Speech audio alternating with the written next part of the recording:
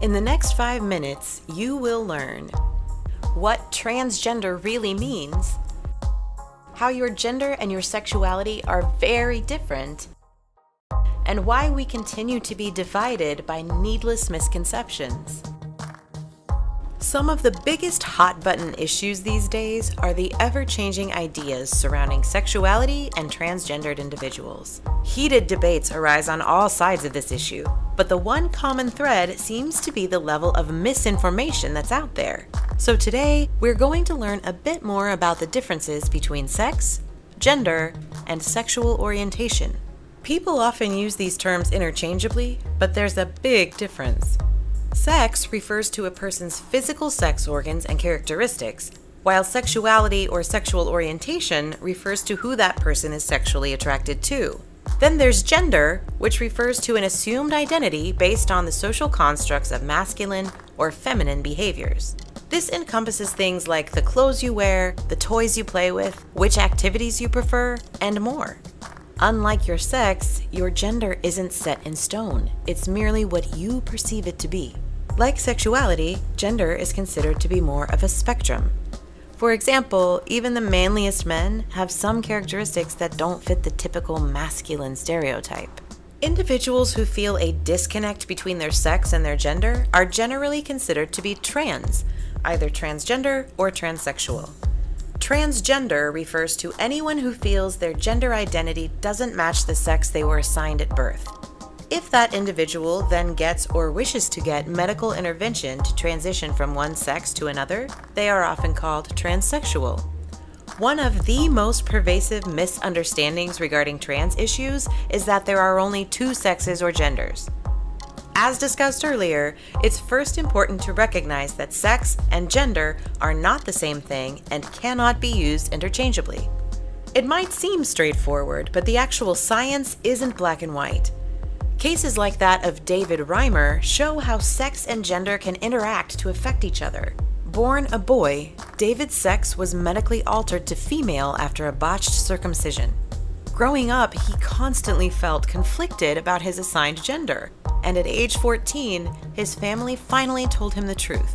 He went on to reclaim his masculine identity, but the stress of his youth led to a lasting depression that ultimately ended his life. Speaking of depression, there's a common misconception that being transgender is a type of mental illness. This is thanks to the fact that, at one time in the past, being trans was classified as a mental disorder. By the way, so was homosexuality, but that's a video for another day.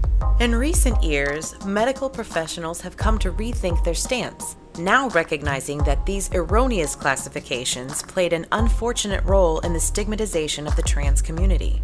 Among the organizations to have reversed their positions are the American Medical Association, the American Psychiatric Association, and the World Health Organization.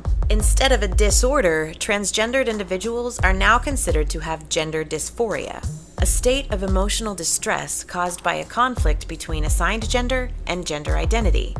Now, it is true that transgendered individuals often suffer from other mental health issues, such as depression and thoughts of self-harm, but these are usually a result of social stigma, ridicule, and a lack of support and acceptance.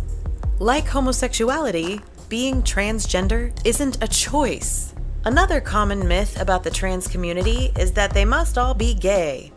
That a man who wants to be a woman must be doing it to sleep with other men, and women who become trans men are clearly just closet lesbians.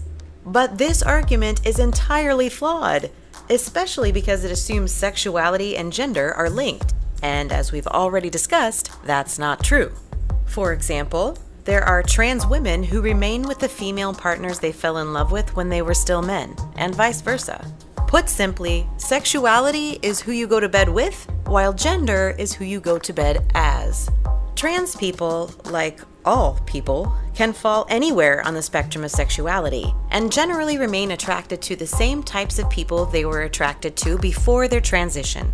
These are just a small handful of the misconceptions that trans individuals have to contend with. The less we know about someone else, the easier it is to strip them of their humanity and treat them as the other. And so, in order to move forward, we have to learn about each other and appreciate our differences. Transgendered people are just people, nothing more, nothing less, and they deserve the same amount of dignity, respect, understanding, freedom, and opportunity as anyone else.